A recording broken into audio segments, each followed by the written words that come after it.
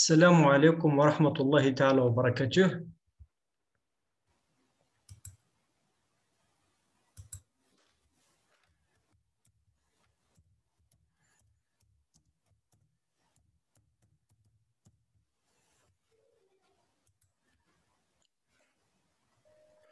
Donc, on va s'enchaîner sur notre cours, donc sur le réseau. On va essayer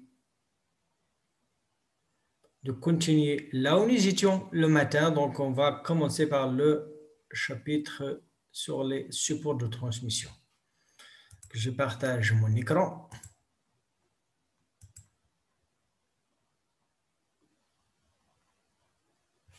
Je vais retourner vers le chapitre 3 concernant les supports de transmission.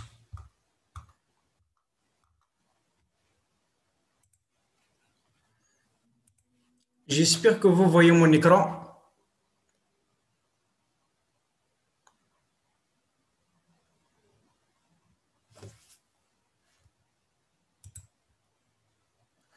Très bien.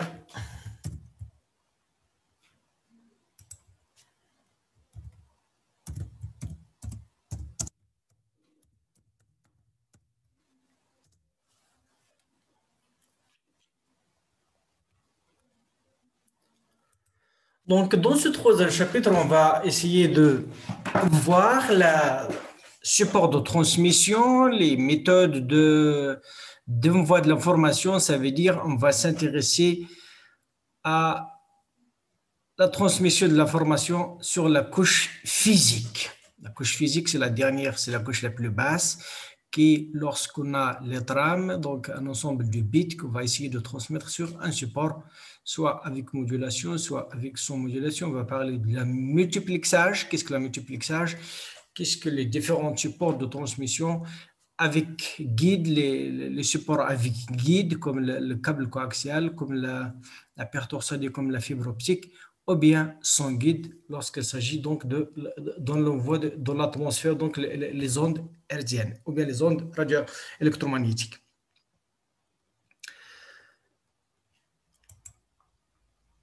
Donc, nous avons ici dans cette figure deux machines, deux terminaux qui vont essayer de partager. Le partage, donc ici, on a les ETD. Ça, c'est un ETD, c'est notre ETD, ça c'est ECTD. Les ETD, on les appelle les terminaux ou bien les équipements terminaux de traitement de données. Donc, les terminaux, c'est les ordinateurs, les tablettes, les smartphones, la télévision numérique smart. Donc, ils contrôlent la communication. Ils peuvent être une source ou bien ils peuvent être une destination. Donc, cette machine peut être une source comme elle peut être la destination de ce que l'on voit là.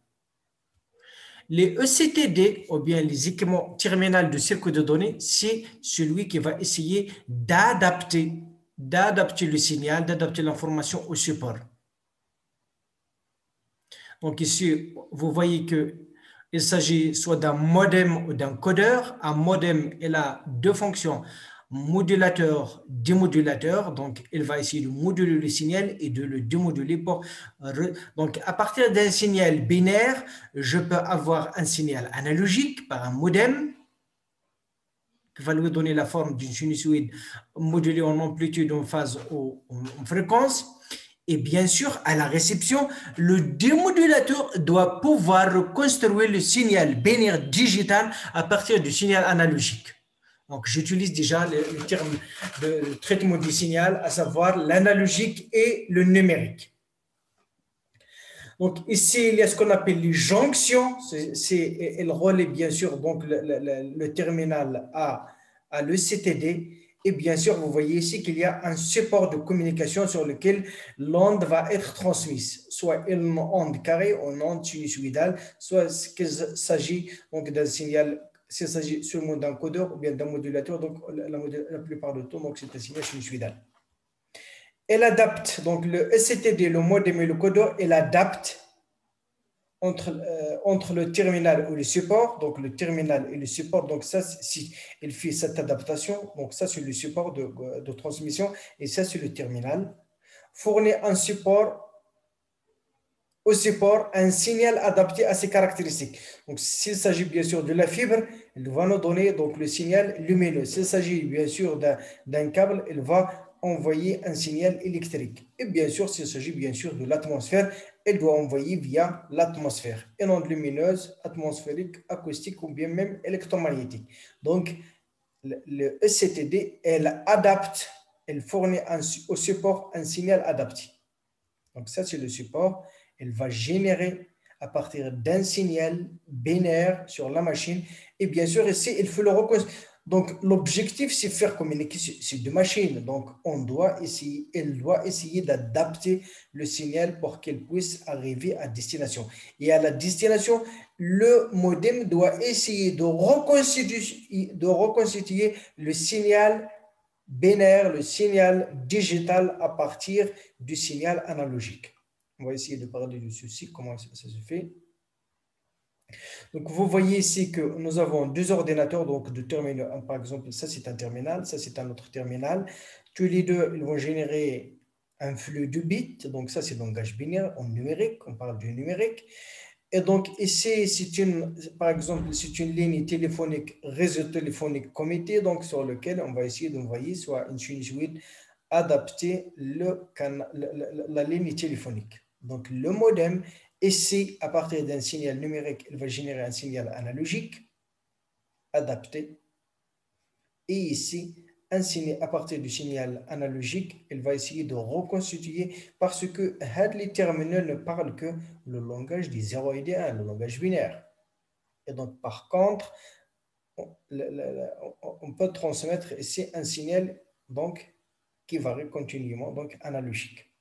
Donc, le terme analogique, ça veut dire que le temps de variation, c'est continu et le temps et l'amplitude, c'est aussi continu. Alors que le signal numérisé, ça veut dire qu'à des instants bien déterminés. Le temps, il est discrétisé, l'amplitude aussi, il est quantifié. La discrétisation, la quantification, donc, pour passer de l'analogique au numérique, normalement, on passe par le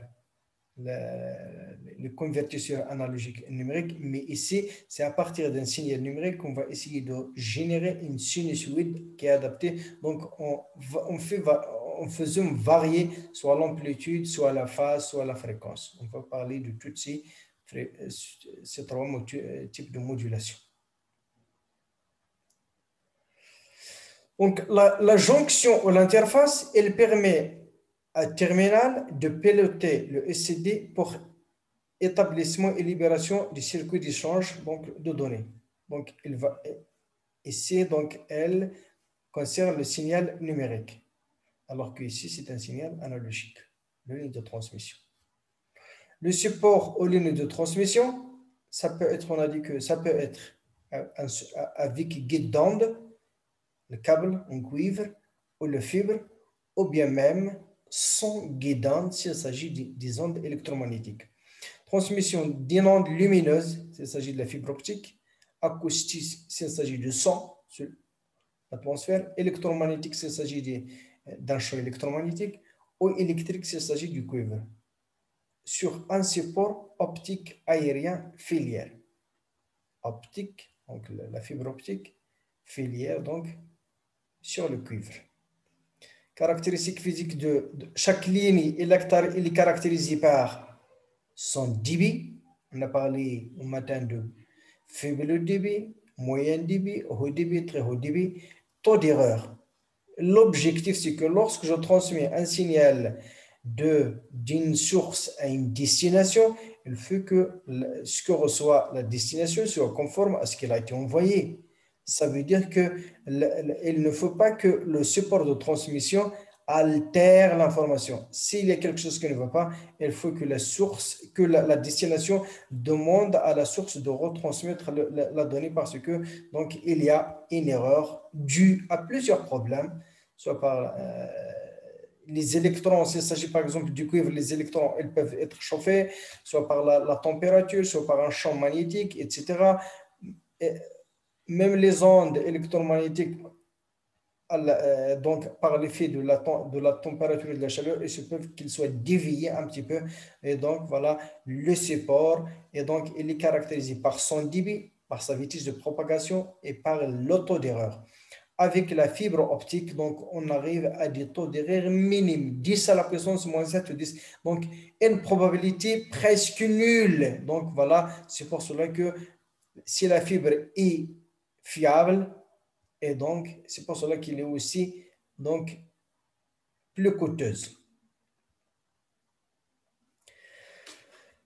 Donc, pour le codage de l'information, nous aurons besoin de deux étapes. Coder l'information. On sait coder le texte par le code ASCII. Eh bien, il y a par exemple les Unicode, indépendamment, il y a les accents, etc., les Unicode. Pour le signal de parole, parce qu'on a dit que la plupart du temps, il s'agit du texte, du son, de l'image et de la vidéo.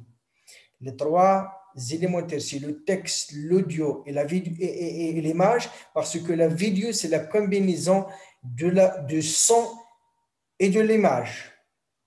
Pour le texte, on peut coder le texte par un code ASCII ou bien BCD ou bien l'Unicode. Pour le son, on peut le coder à partir d'un son analogique, on peut le convertir à un son numérique par l'échantillonnage en respectant la condition de Shannon. La condition de Shannon, c'est une propriété pour qu'on puisse reconstruire, parce que lorsque je chante aussi,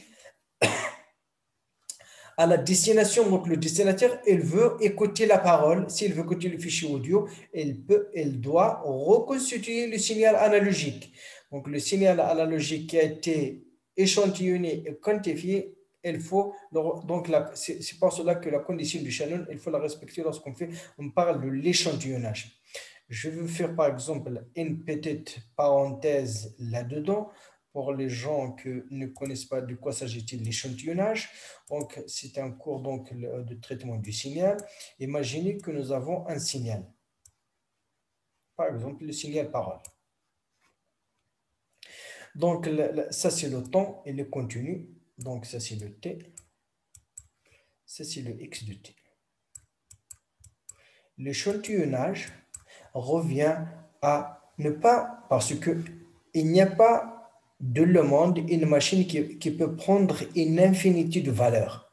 Donc, ce qu'on fait, donc on va prendre à une cadence TE, donc ce qu'on appelle la période d'échantillonnage, on va prendre seulement des valeurs à des instants bien déterminés.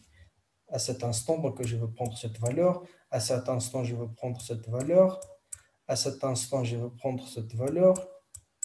Donc, je veux échantillonner donc, le signal, etc. Donc, à des instants espacés par ce qu'on appelle la période d'échantillonnage. La période d'échantillonnage, c'est 1 sur la fréquence d'échantillonnage. 1 sur FE est égal à TE. Donc, la fréquence d'échantillonnage est égale à TE. Donc, vous savez que lorsque TE est très petite, ça veut dire que je prends les valeurs à des instants très proches. Donc, tant que TE est très petit, donc la reconstitution du signal, donc j'aurai beaucoup d'échantillons, mais la reconstitution sera bien. Donc, si je parle de T est très grand, ça veut dire TE très petit, ça veut dire T est très grand. Donc, il y a une condition sur TE. Quelle est la fréquence à partir de laquelle je dois échantillonner parce que lorsque j'échantillonne, à un certain moment, je dois reconstituer le signal.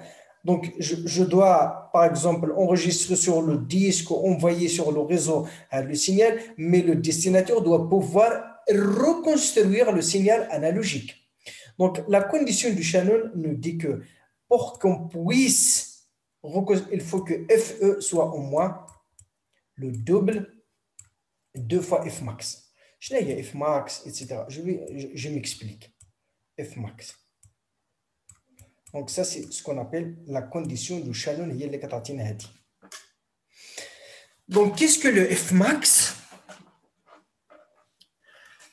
Donc, il y a un opérateur qu'on appelle la transformée de Fourier. transformé de Fourier, c'est un opérateur mathématique qui va essayer de faire passer le signal de domaine temporel, ici c'est x de t, au domaine fréquentiel x de f. Donc x de t, c'est le temps et fréquentiel, c'est x de f. Donc je veux vous donner tout d'abord l'expression de x de f.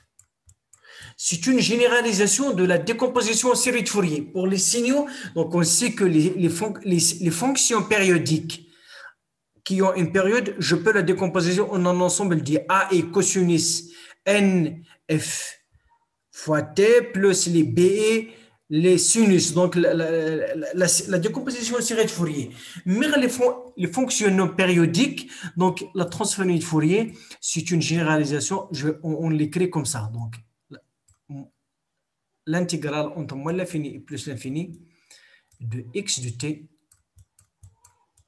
exponentielle moins g de p f t dt. Donc j'intègre par rapport au temps donc le signal x de t. Donc x de t c'est le domaine temporel, x de f c'est le domaine fréquentiel. Donc ça, c'est un complexe. Donc, on aura son module, on aura sa phase, la phase de x de f. Donc, supposons que nous avons un signal à support borné. Pourquoi le support borné? Par exemple, ça c'est par exemple la fréquence f. Donc, le module de x de f, il est à support borné. Je veux le tracer avec un support borné. Donc, il n'est pas nul donc, entre Fmin et Fmax. Fmin, Fmax. Il se peut que Fmin est également Fmax. Si le spectre est symétrique, ce n'est pas symétrique, ce n'est pas grave. Donc, la fréquence de d'échantillonnage, il faut qu'elle soit au moins 2 Fmax. Pourquoi? Parce qu'on sait que échantillonner de l'automne, c'est périodisé dans l'espace, donc il y aura le spectre du signal échantillonné, c'est un spectre qui va être reproduit donc avec la fréquence FE, donc ça c'est Fmax, 2 FE. Donc, il ne faut pas qu'il n'y aura pas chevauchement. Donc, la théorème de Shannon, elle concerne pour ne pas que se chevauche, c'est parce que à la réception, je dois utiliser un filtre passe-bas pour éliminer le motif principal. Donc, s'il y a le chevauchement, je ne peux pas reconstruire le motif principal. Donc, la condition, c'est qu'il faut que F soit au moins 2 F max. Donc, ça, c'est la condition de Shannon. Donc, c'est l'échantillonnage. Donc, je retourne vers là où j'étais. Donc, l'échantillonnage, la quantification. La quantification, elle concerne l'association. Donc, l'association à un signal, par exemple, par exemple, sinusoïdal, etc. Donc, voilà un certain nombre. Donc, le signal ne peut pas prendre toutes les valeurs, seulement quelques valeurs. Par exemple, supposons que ici c'est la valeur moins 1, ici c'est la valeur 0, ici c'est 1. Donc, le signal, je veux lui affecter l'une des valeurs les plus proches. Soit que, par exemple, je peux utiliser 4 niveaux, 3 niveaux, 5 niveaux, mais en général, c'est un nombre pair, donc c'est une puissance de 2. Soit, si j'utilise un seul bit, je peux utiliser seulement la valeur 0 et 1. Par exemple, si j'utilise 2 bits, je peux utiliser 4 valeurs 0, 1, 2, 3, etc. Donc, ça dépend du nombre de bits. Donc, la quantification, c'est associer des valeurs discrètes. On parle de deux types de quantification. Quantification linéaire ou bien uniforme, dans laquelle, donc la plage, donc la plage, c'est entre la valeur minimale et la valeur maximale, je veux la diviser avec un pas. Avec un pas, par exemple, donc le pas de quantification, c'est le pas, il est constant, donc est égal à Vmax moins Vmin divisé par le nombre des états, c'est 2 à la puissance n. Donc 2 à la puissance n états, par exemple, pour un seul bit, 2 à la puissance 1, c'est divisé deux valeurs. Donc, si par exemple, il y a 2 bits, il y aura 4. S'il y aura donc 3 bits, je vais le diviser par, sur 8 valeurs, etc. Donc, vous voyez que c'est une constante. Donc, je parle de la quantification uniforme. Mais donc, cette quantification n'est pas adaptée, par exemple, au signaux non stationnaires. Par exemple, la parole, pour la quantifier, il se peut que la parole, elle prend cette valeur. Donc, la quantification capte les petits détails. Et bien sûr, donc, c'est pour cela qu'on utilise ce qu'on appelle la quantification logarithmique en utilisant un que adaptatif. On utilise par exemple la loi A et la loi M. Donc, pour faire la loi A, la loi M, je fais les niveaux bas, je vais les amplifier et les niveaux hauts, je vais les compresser. Compresser les grandes variations et amplifier les petites variations pour le rendre, par exemple, à une valeur moyenne pour utiliser un pas de quantification uniforme. Donc, les petites variations, je les amplifie et les grandes variations, je les compresse. Donc, ça, c'est ce qu'on appelle les lois A et la loi mu utilisées en téléphonie. Donc, pour arriver à un certain niveau de qualité, donc, pour la quantification, par exemple, uniforme, je peux utiliser cette quantification avec compression, donc avec la logarithmique, et donc je peux utiliser moins de bits et donc atteindre de bonnes performances comparées à ceci. Donc ça, c'est au niveau de la quantification. Donc je retourne, donc ça c'est le problème de la quantification et de codage. Donc lorsque je parle de codage, c'est associer des nombres binaires à chaque valeur. Donc lorsque je quantifie sur un ensemble de bits, donc il faut que j'utilise un certain code. Donc chaque mot correspond à un mot binaire qui ne comprend que de 0 et de 1. Par exemple, si je code sur 3 bits, donc je peux prendre par exemple la valeur 7, c'est 0001. C'est 1. La valeur 7, c'est 111. La valeur 0, c'est 000. La valeur 1, c'est 001, etc. Donc, il y aura l'échantillonnage, la quantification et le comptage. C'est les opérations qu'on fait subir à toute information analogique au continu pour pouvoir la traiter sur une machine. D'accord? Donc, on a dit que pour le texte, on utilise le code. Pour la parole et l'image, on fait parce que pour l'image, donc je veux prendre par exemple une image au niveau de gris. Une image, c'est un tableau. Donc, on aura par exemple le premier de 1 à n et de 1 à m. Donc, je peux avoir une image carrée ou bien une image rectangulaire. Je la décompose en ce qu'on appelle les pixels. Donc les pixels, donc etc. Et donc chaque pixel, donc il va prendre l'intensité. Donc je peux, donc ça c'est l'échantillonnage, donc horizontal et vertical. Donc il faut que je respecte bien sûr la condition de Shannon.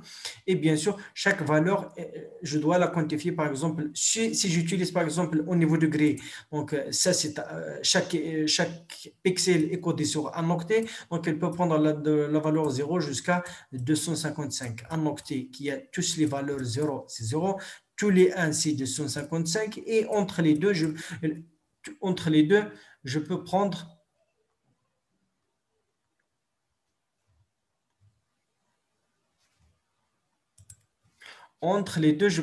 bien sûr, donc je peux utiliser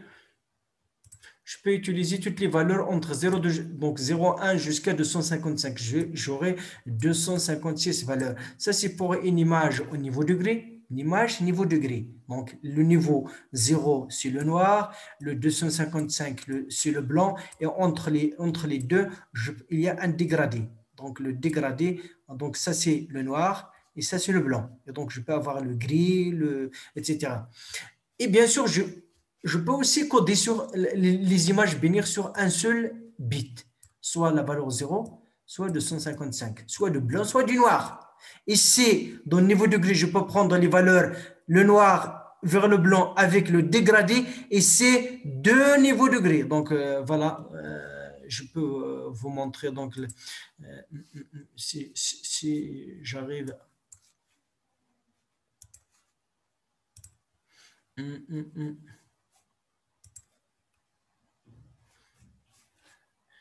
Binary image. Binary image.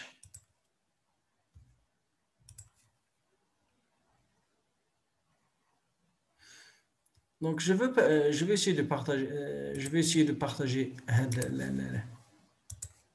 Donc, vous voyez que l'image au niveau du gris, il n'y a que des zéros, que de blanc ou de noir. Comme ça. Donc, si je prends, donc, il n'y a que de blanc et de noir. Donc, de 0 et de 1. Le 1 sur le blanc, ça peut être de 155. Donc, deux niveaux. L'image gray level. Gray level image, une image au niveau du gris. Donc, vous voyez qu'il y a donc il y a un dégradé entre le blanc et le noir. Il y a le dégradé, d'accord? Et bien sûr, il y a color image, l'image couleur. Donc, elle utilise la plupart du temps, par exemple, une image RGB. Il y a différents types de systèmes de couleurs. Le RGB, donc le rouge, le bleu et le vert. Comme il y a d'autres systèmes HSV, etc., etc. Donc, la plupart du temps, c'est comme s'il s'agit de trois plans. Un plan pour le vert, un plan pour le bleu et un plan. Donc, c'est le système d'addition des images que faisait donc l'écran. Alors que l'imprimante, elle utilise la soustraction de couleurs.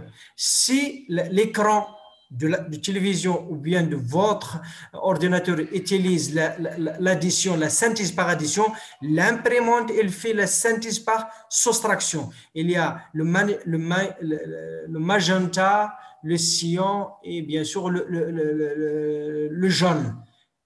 Il y a là un tonnerre pour le jaune, un tonnerre pour le magenta, un tonnerre pour le cyan. Et bien sûr, avec la soustraction de couleurs, on peut construire l'impression couleur. Alors que sur les écrans, donc, on utilise la synthèse additive. D'accord? Donc, ceci dit, je retourne vers ma diapo.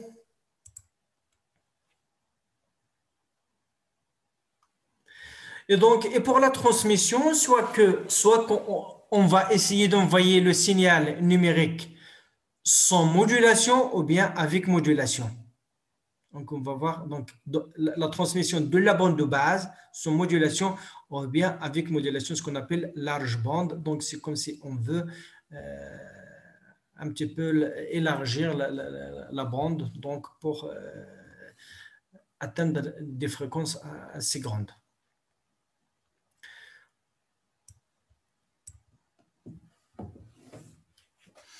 On traite souvent de types d'informations. Donc, il y a les données continues analogiques et les données discrètes. Donc, les données continues, c'est bien sûr ce qu'on mesure sur le microphone, ou bien sur la température, ou bien sur l'image. Mais sur les machines, il faut les numériser pour pouvoir les traiter. Donc, c'est un phénomène physique, la voix. Lorsque je fais varier l'atmosphère, donc c'est la voix, je peux convertir ça en signal électrique par un microphone. Et bien sûr, le haut-parleur ou bien l'enceinte doit pouvoir reconstituer la voix donc, de l'autre côté. Température, image, tension. Une infinité de valeurs dans un intervalle borné. Une infinité, qui dit une infinité, ça veut dire que je ne peux pas le traiter sur une machine informatique. Même si la capacité, même si le disque dur de la machine est très grand, donc je ne peux pas le traiter. La RAM, je ne peux pas mettre une infinité, donc il faut que j'échantillonne. Un capteur fournit une tension électrique proportionnelle à l'amplitude du phénomène. Par exemple, proportionnelle à la température, proportionnelle à la pression de l'atmosphère, soit proportionnelle à la luminosité réfléchie par une image, etc. Donc, tout ceci, donc, je dois le convertir en un signal électrique et bien sûr, le signal électrique, je peux le quantifier donc pour que je quantifier et échantillonner.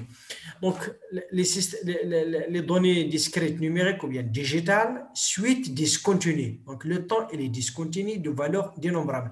Les valeurs ne sont pas une infinité. Elles vont prendre, par exemple, un multiple de pas de quantification. Un texte, c'est une association de mots. Un texte, un paragraphe, c'est un ensemble de mots. Un mot, lui aussi, c'est un ensemble de lettres. On sait que chaque lettre, elles peuvent être codées par le code ASCII ou bien le code Unicode. Une image numérique est un ensemble de pixels qui prend des valeurs discrètes. Je viens de parler par l'image niveau degré, image binaire et une image couleur. Donc, une image couleur, donc je reviens vers l'image couleur. Donc, c'est un ensemble. Donc, par exemple, une image RGB, j'aurai 3 plans. Un plan R, un plan G, un plan bleu. Donc, la combinaison, donc, il y aura 3 filtres sur l'écran de télévision pour faire allumer ou éteindre le pixel. Par exemple, un pixel qui a le maximum, par exemple, je prends par exemple ce pixel. Ce pixel, c'est celui-là. Donc, c'est celui-là, c'est aussi celui-là, et c'est celui-là sur chacun. Donc, il a les coordonnées. Donc, il a R0, G0, B0. Par exemple, supposons que R0, G0, B0 sont égales à 0. Donc, 0, 0, 0, ça va me donner sur l'écran un pixel noir. 255, 255, 255, il va me donner, par exemple, un pixel blanc. Celui-là 0, celui-là 255, celui-là 0, il va me donner un pixel vert. 0, 0, 255, un pixel bleu. 255, 0, 0, un pixel rouge. 0, 255 et 250, 0, elle va me donner un pixel. Donc, toutes les combinaisons. Donc, c'est un triplé. Et donc, chaque valeur, elle peut aller de 0 jusqu'à 255. 0 jusqu'à 255, on aura donc des milliers de couleurs sur une image. Donc, chaque pixel, c'est la combinaison des 3 composantes. Et il y a aussi, donc, je peux faire passer donc, de système RGB, HSV, Hue, Saturation and Value, HSV. Hue, ou bien la saturation. La teinte, ça peut être bleu. Mais on va parler ici de est-ce que c'est un blanc, est-ce que c'est un bleu clair ou bien un bleu foncé et la valeur, c'est l'intensité. Donc, hue, saturation and value. Et il y a plusieurs donc, systèmes de codage des images binaires. Donc, ça, je retourne pour. Une image numérique est un ensemble de pixels qui prennent des valeurs discrètes. Même chose pour la voix. La voix numérisée, c'est un ensemble de valeurs donc échantillonnées et bien sûr codées. Par exemple, le duo. Donc le duo numérisé, c'est la parole échantillonnée et quantifiée, ni moins ni plus. Donc pour traiter de l'information, pour traiter sur une machine, il faut convertir tout en binaire. La machine ne comprend que la valeur des 0 et des 1, que le langage des 0 et des 1. Donc, A, donc, etc. Donc, la lettre A, on sait la coder. La lettre B, on sait la coder. Donc, il faut associer une valeur binaire à chaque élément d'information. Numérisation de l'information analogique, échantillonnage et quantification, codage de l'information pour le texte par le code ASCII. Par exemple, ça, supposons que c'est une sinusoïde, c'est un signal analogique. Donc, ça, c'est le temps. Il varie de le temps entre les valeurs 1 et 6. Donc, les valeurs possibles, c'est 1, 2, 3, 4, 5, 6. Donc, chaque fois, je veux prendre à chaque. Donc, vous voyez que les 40 ici, elles présentent la cadence. La cadence, ou bien le pas d'échantillonnage, ou bien la période d'échantillonnage. Donc, je prends une valeur ici, la plus proche. Donc, la première valeur, elle est comprise entre 5 et 6. La plus proche, c'est 5. Donc, je lui affecte 5. C'est là, la plus proche, c'est 6. Je lui affecte 6. C'est là, la plus proche, donc, elle est de côté de 6. Donc, je lui affecte 6. C'est là, donc c'est entre 2 et 3, la plus proche, c'est 2. Donc, je lui affecte 2. C'est là, c'est la plus proche, c'est 1, etc. Donc, et bien sûr, lorsque je fais l'échantillonnage et la quantification, je dois quantifier chacune des valeurs avec, bien sûr, puisque les valeurs sont entre 1 et 6, donc je peux utiliser seulement 3 bits. Et donc, le 5, ça doit être 1, 0, 1. 6, 1, 1, 0, 6, 1, 1, 0, 2, 0, 1, 0, 1, 0, 0, 1, 2, 0, 1, 0. Donc, voilà, je peux convertir numériquement les valeurs du signal analogique en de mots numériques. Donc, voilà, pour traiter l'information sur la machine, il faut faire cette conversion. Et donc, donc le texte, c'est le codage ASCII, par exemple, ou bien le codage Unicode. Donc, l'image, l'audio, et bien sûr, la combinaison de l'audio et l'image, ça fait la vidéo. Donc, les problèmes lorsqu'on fait cette conversion, c'est comment l'émetteur peut-il envoyer un signal que le récepteur reconnaîtra comme étant un 0 ou 1. Donc, la solution, c'est qu'on doit faire la transmission en bande de base avec un type de signaux bien déterminé, par exemple le codage NRZ, tutoriel, le codage Manchester, ou bien avec une modulation d'amplitude, modulation de fréquence et modulation de phase. On va voir tout ceci dans un instant. Donc, donc la transmission en bande de base, donc en bande de base, il n'y a pas de modulation. Si je transmets un 0, je dois recevoir un 0. Sans modulation. Donc, vous voyez que le signal va prendre certaines valeurs, par exemple, un signal carré comme ça. Donc, le 0, donc ça dépend de codeur. Le décodeur doit faire l'opération inverse. Donc, sur le support de communication, je transmets le signal codé. C'est un signal en don de C. Et bien sûr, le décodeur doit pouvoir régénérer le même signal. Si celui-là n'est pas conforme à celui-là, ça veut dire que le support ou bien le processus de codage-décodage n'est pas pertinent. On transmet directement l'information binaire à l'aide des signaux pour prendre une valeur. Par exemple, supposons que n peut prendre seulement la valeur 0 et 1. La valence est 2. Exemple, la valence de 2, 0 et 1 volts sur un support métallique. Un support métallique électrique, par exemple. Simplicité de codage, mais distance limitée. Donc, le codage, une bonne de base, il est limité en distance. Parce que je sais qu'à partir d'une certaine distance, le signal va être affaibli et le récepteur aura du mal à décoder qu'est-ce que le 1, qu'est-ce que le 0.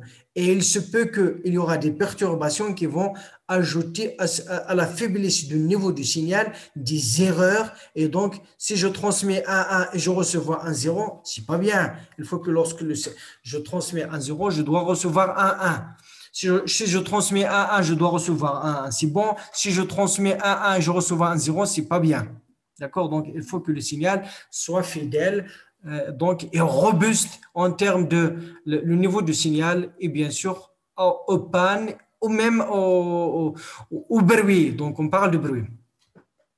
Donc, simplicité, mais distance limitée, chaque fois qu'on pense à des grandes distances, au-delà de 3 km ou de 5 km, il faut penser à la modulation. Occupe toute la bande passante. Donc, voilà. Voilà, donc pas de multiplexage. On va parler de la multiplexage, deux types de multiplexage, le multiplexage temporel et bien sûr fréquentiel. Donc voilà, la bande passante, on va essayer de savoir qu'est-ce que tout d'abord la bande passante, c'est la bande de fréquence où il n'y a pas aucun affaiblissement du signal. Cette bande, parce qu'on va voir que chaque support de transmission, elle va jouer le rôle d'un filtre. Et puisque le filtre, on sait en termes de filtre qu'il y a les filtres passe-bas, passe-haut, passe-bande. Donc, voilà la bande de fréquence, la fréquence. Un filtre passe-bas, c'est un filtre qui passe les basses fréquences et il coupe, vous voyez qu'il coupe. Donc ça, c'est par exemple l'amplitude c'est 1 et ici c'est 0. Et il laisse les basses fréquences passer et les hautes fréquences, il les coupe. Donc ça c'est un filtre passe bas. Par contre, un filtre passe haut, lui, il laisse les hautes fréquences. Donc ça c'est donc je retourne pour écrire ici, ça c'est FC, la fréquence de coupure. À partir de cette fréquence, donc il va couper les fréquences hautes. Pour le filtre passe haut par exemple, supposons que sa fréquence de coupure c'est celle-là, il va essayer de couper les basses fréquences et laisser les hautes fréquences. Donc ici c'est 0 et toujours c'est 1. Et les basses fréquences, il ne les laisse pas passer. Par contre, les hautes fréquences, il les laisse passer. On a aussi un filtre passe. Donc, ça, c'est filtre passe haut. Il laisse passer les hautes fréquences. On a aussi le filtre passe bande. Par exemple, supposons qu'il laisse une bande. Donc ça, c'est 1. Donc, il faut que je respecte le niveau 1. Supposons qu'il coupe la fréquence de coupure basse, la fréquence de coupure. Donc, il laisse la bande passante, la bande, par contre, les fréquences, il les coupe. Il y a donc c'est ce qu'on appelle le filtre passe bande. Il laisse toute une bande de fréquences passer. Et le reste, il y a le dernier, c'est ce qu'on appelle le filtre coupe bande. Par exemple, il coupe et donc il laisse les basses fréquences, par exemple, comme ça, il laisse les hautes fréquences, mais par contre, cette bande de fréquences, donc il la coupe, il ne la laisse pas passer. Donc c'est un filtre, coupe, bande.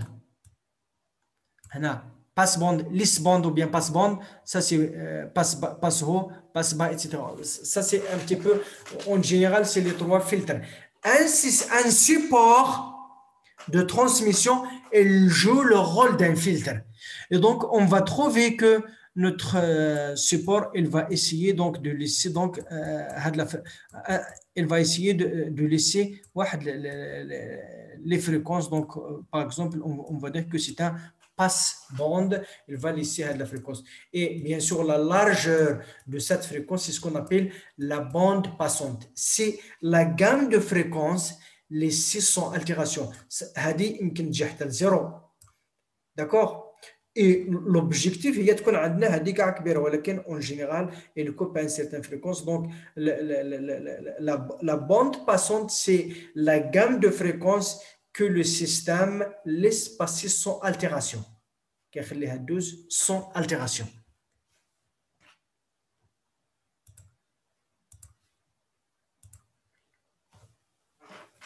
Occupe toute la bande passante. Donc exemple, on va voir le code tutoriel, le code NRZ et le code Manchester. 3 types de codage en bande de base sans modulation. Commençons par le premier. Donc, soit la suite de bits à transmettre, un signal binaire à transmettre sur une bande de base. La représentation sous la forme d'un signal électrique est donnée par la figure suivante.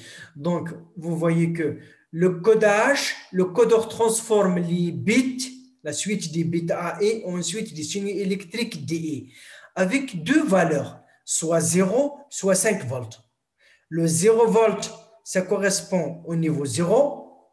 Le 5 volts, il correspond au niveau 1. Ça, c'est le code tutoriel. Les DE ont tous la même période. Le pas d'échantillonnage calculé à partir d'une horloge. Donc, une horloge doit synchroniser entre l'émetteur et les récepteurs pour savoir où commence, donc pour connaître là où il doit couper.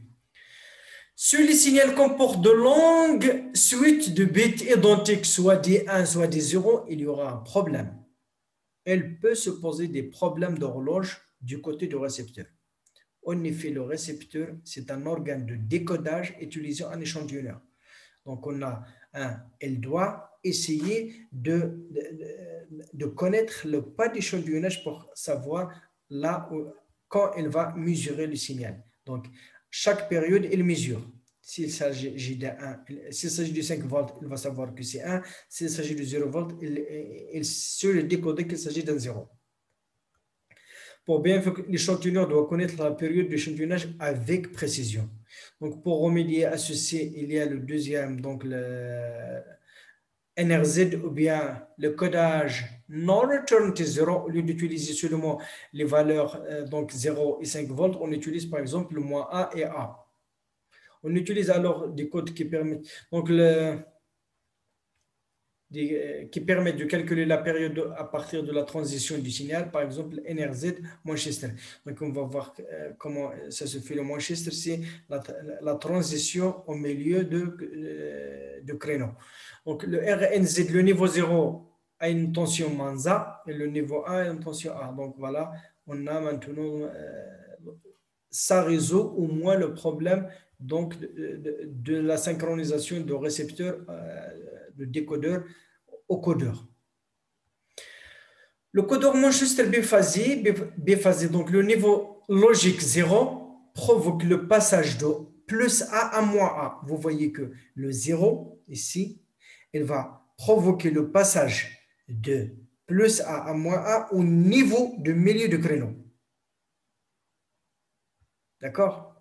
Ça, c'est l'élément élémentaire, ou bien le créneau, le passage de plus A à moins A au niveau du milieu. Donc, on aura le premier TD, on va voir des exemples de ces codages, Manchester, NRZ.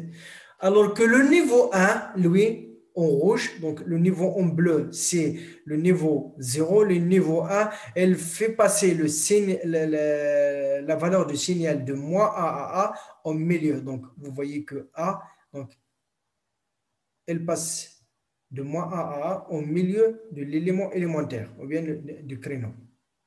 D'accord? Donc, voilà la même suite de bits. Ça, c'est le codage tutorien, ça, c'est le codage NRZ, et ça, c'est le codage Manchester.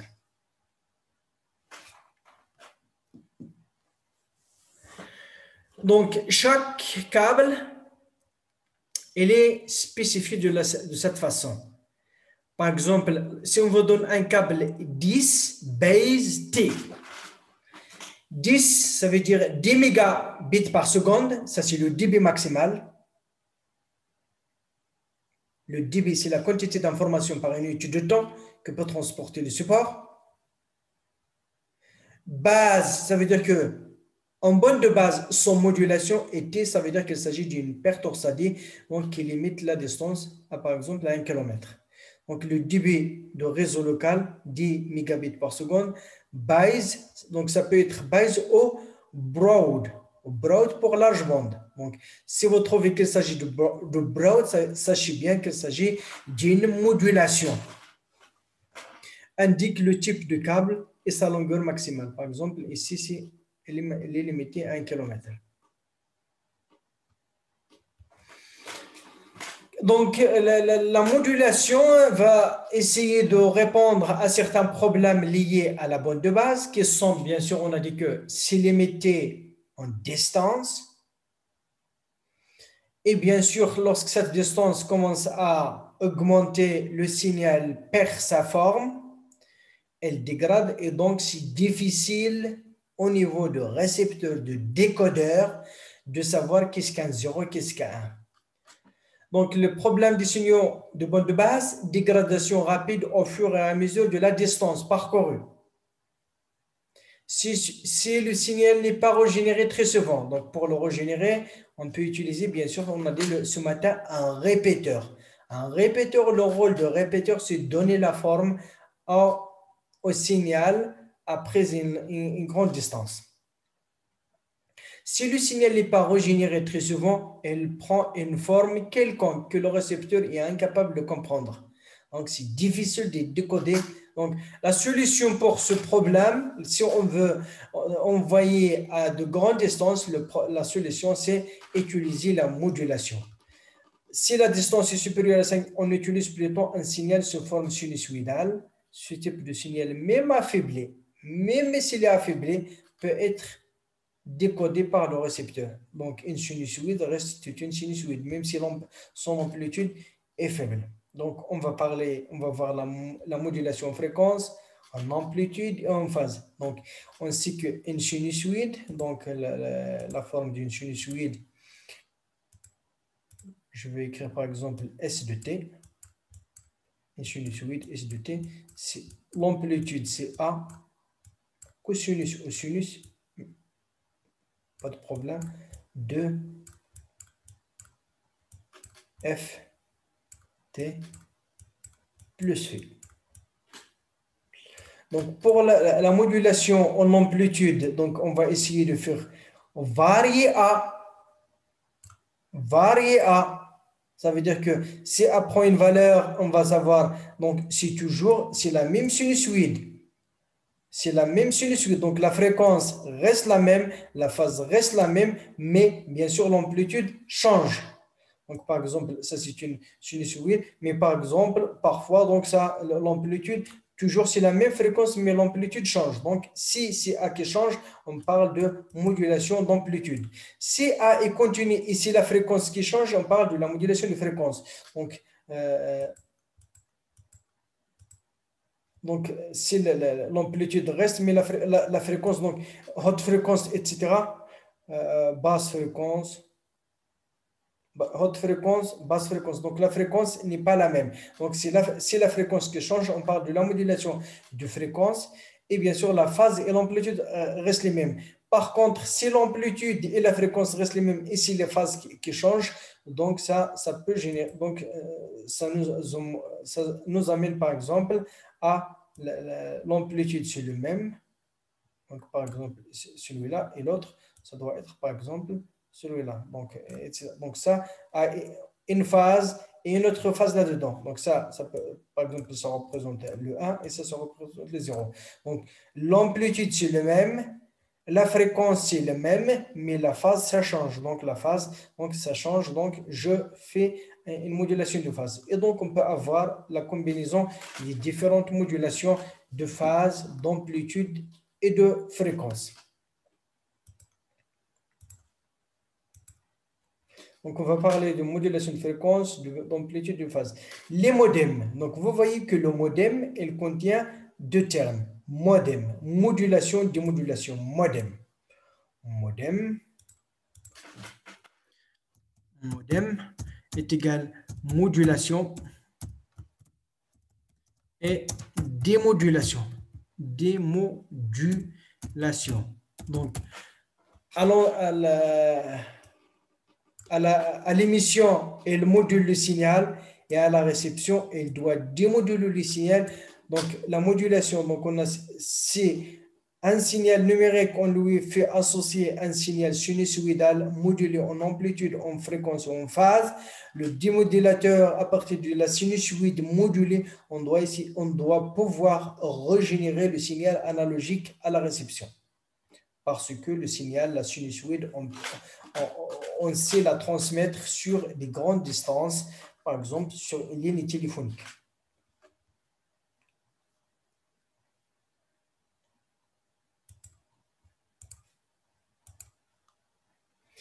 Les modems transformaient les signaux binaires de base en signaux analogiques sous forme sinusoïdale.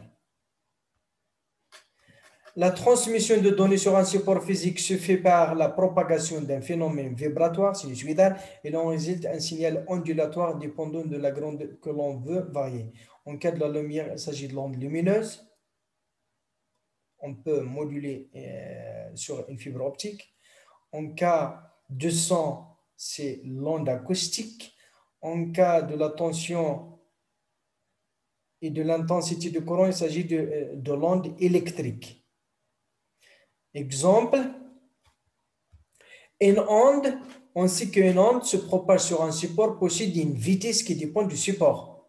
Par exemple, la vitesse de propagation sur une ligne électrique, c'est 3 sur 2, la vitesse de la célérité de la lumière, 3 sur 2. Donc, il y a une vitesse de propagation de l'information de la sinusoïde sur le support.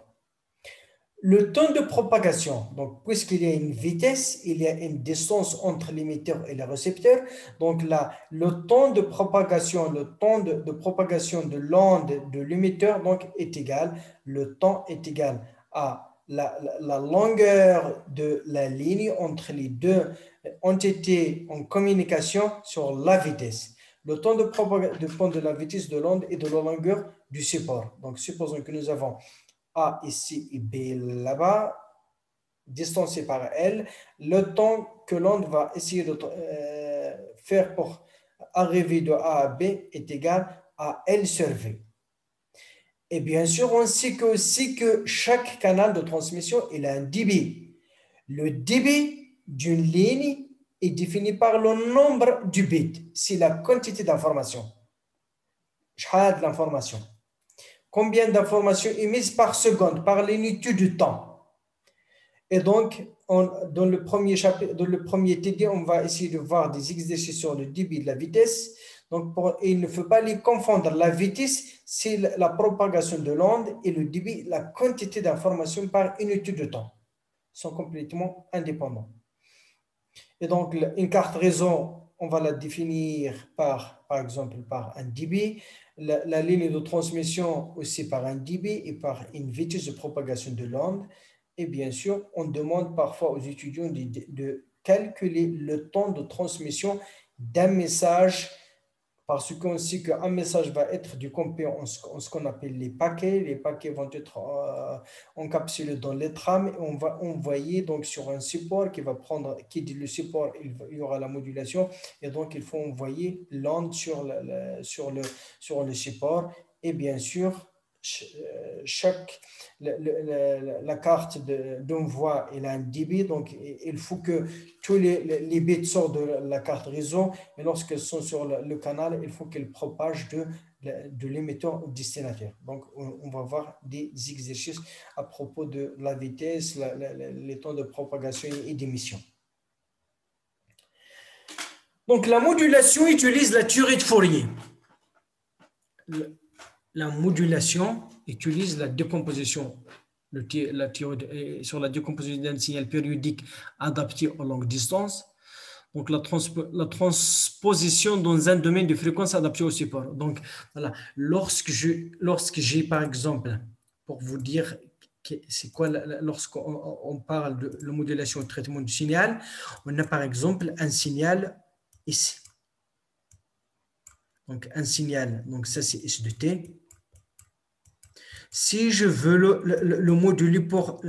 Donc, le support de signal, c'est en bande de base. Si je veux l'envoyer à une certaine fréquence F0, il faut que je le multiplie, par exemple, sur la porteuse F0. Mais ça, seulement, c'est la modulation en fréquence. Mais d'une façon générale, il y aura 3 types de modulation. Donc, si je le module, donc le support de l'eau va rédigé F0 et moins F0.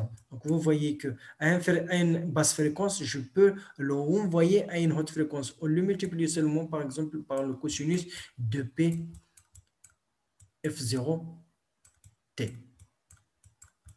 Donc, la multiplication du signal par cosinus de PF0T, ça revient à donc son spectre, il va être envoyé aussi. Donc, à la fréquence F0 et moins F0. Donc, c'est pour cela qu'on a dit, qu'est-ce que nous avons dit ici? La modulation utilise la théorie sur la décomposition d'un signal périodique adapté aux longues distances, transposition dans un domaine de fréquence adapté au support, protection de bruit. Donc, on va envoyer à une certaine fréquence où il n'y a pas de bruit. Donc, l'information codée sert à modifier un ou plusieurs des paramètres, amplitude, fréquence et phase d'un signal sinusoïdal appelé onde porteuse, utilisé sur les lignes téléphoniques à travers les modems, modulateurs, démodulateurs. Donc, ça résout le problème du multiplexage. On va voir le problème de la multiplexage. Plus adapté pour les supports à forte atténuation, moyenne distance. Donc, chaque fois qu'il y a le problème de l'atténuation de l'onde, il faut penser à la modulation. Donc, un signal binaire, un signal numérique, on va le moduler pour nous avoir pour nous donner une onde une onde électrique ou lumineuse sinusoïdale dont l'amplitude, la phase ou la fréquence est modulée, et bien sûr, on va la transmettre à une grande distance ou à moyenne distance, et le démodulateur va essayer de faire le travail contraire, inverse. Donc, pour la transmission avec modulation d'une onde porteuse, pour s'adapter à une bande passante, pour multiplexer les voies de transmission. Donc, pourquoi on parle ici? Supposons que nous avons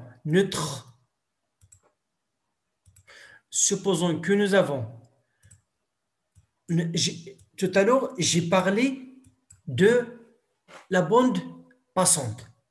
Supposons que ça, c'est la bande passante dans laquelle le signal va être passé sans atténuation.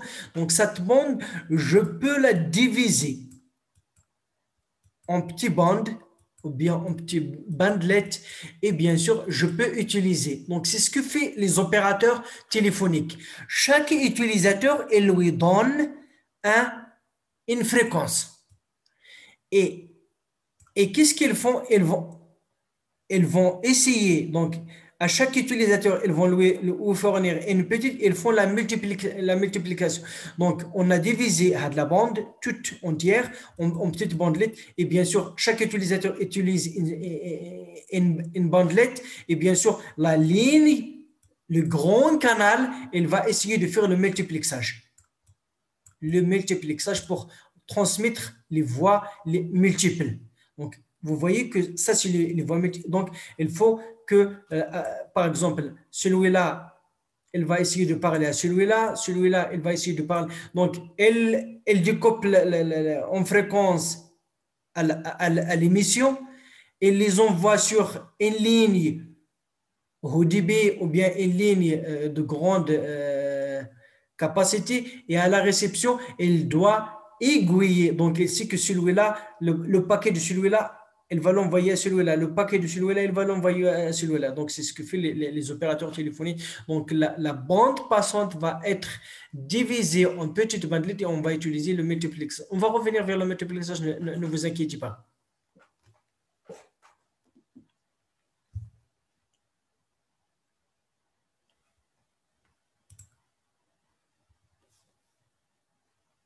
D'accord?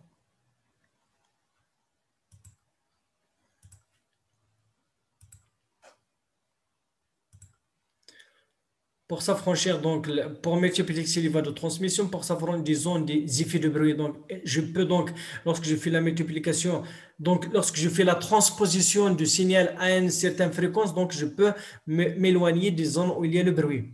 Augmenter le dB. Donc, pour augmenter le dB, donc, on fait la modulation.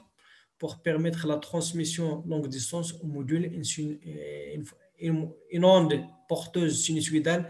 Mathématiquement, donc S de T, c'est A fois 2PF plus F. Donc, la pulsation, c'est 2PF. Et donc, A, c'est l'amplitude, F, c'est la fréquence, la pulsation, la phase. Trois techniques de modulation sont envisageables selon la caractéristique de la porteuse qui sera modulée. Amplitude, fréquence ou phase. Amplitude, fréquence ou phase. On va voir les trois modulations et je m'arrête.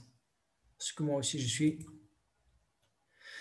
Modulation d'amplitude. A, c'est A qui va varier.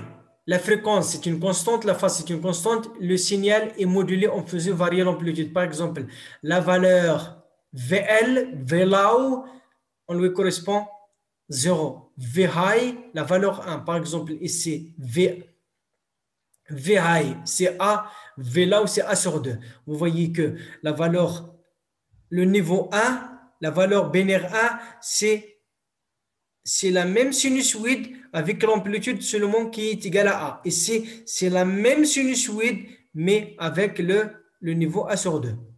Donc, 0, 0, etc. Donc, ça, c'est l'exemple de modèle en amplitude sur deux valeurs. Ça peut être plusieurs valeurs ou bien seulement deux valeurs. Modulation de fréquence. Donc, ici, c'est la fréquence. Ici, c'est la fréquence haute, fréquence basse, fréquence basse, fréquence haute, fréquence basse. Donc, voilà, cette suite, elle va être modulée de cette façon. Donc, 0 de PF, Donc, vous voyez que la phase, c'est 0 et la fréquence, c'est égal à F au 2F. La fréquence de 1, c'est le double de la fréquence de 0. Et bien sûr, l'autre, la phase, donc voilà, je peux utiliser par exemple la phase 0, P. Donc, l'autre, c'est une A sinus de P 0P et l'autre, c'est A sinus de P. Donc, c'est le sinus, c'est ça.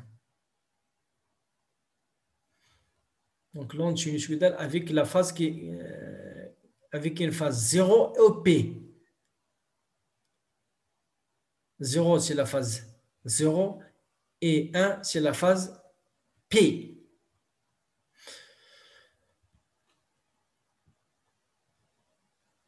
Donc, ce type de modulation sert à la transmission des données sur des lignes téléphoniques ou par voie hertzienne. Les organes de conversion des signaux numériques analogiques, les modems, utilisent l'une ou l'autre de ces modulations ou encore la combinaison de trois modulations selon le type de support et le débit binaire choisi.